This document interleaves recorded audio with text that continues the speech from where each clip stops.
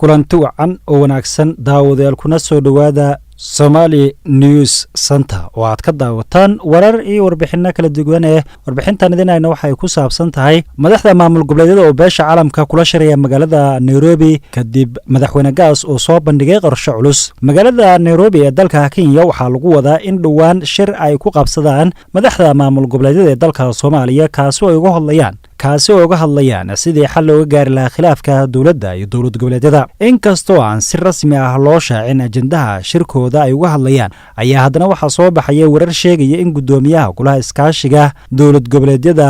Abdiweli gaas uu sheegay inuu jiro kulan garwadeen ay ka yihiin beesha caalamka iyo urur goboleedka IGAD waxa lagu wadaa in kulankan looga hadlayo sidii loo soo afjari lahaa khilaafka dawladda dhexe iyo maamul goboleedyada xubno kamid ah guddiga fulinta ee golaha iskaashiga maamul goboleedyada ayaa xaqiijiyay in sidoo kaleeto ay dhacayaan kulamo dhex maraya madaxda maamul goboleedyada oo haatan ku sugan Kenya sida madaxweynaha Puntland, Jubaland iyo Koonfur Galbeed madaxweynaha Galmudug Axmed Ducaale Geelle Xaaf ayaa la sheegay in kulankaasi uu ka qayb gali doono khadka telefoonka qodobada looga hadlayo kulanka dhex maraya madaxda maamul goboleedyada dhexdooda ayaa waxa kamid ah sidii loo xoojin lahaa wada shaqeynta maamul goboleedyada iyo dadaalada aqalka sare ee beesha caalamka madaxweynaha Puntland Cabdiweli Maxamed Cali Gaas ahna gudoomiyaha golaha iskaashiga maamul goboleedyada ayaa golaha u soo bandhigay dhexdhexaadinta ay garwadeen ay ka yihiin beesha caalamka iyo IGAD oo ku aadan soo afjarida khilaafka golaha iskaashiga maamul goboleedyada iyo dawladda dhexe ra'iisul wasaaraha xukuumadda Soomaaliya Xasan Cali Khayre ayaa dhawaan sheegay in marnaba dadka Soomaaliyeed aysan dhexdhexaadin doonin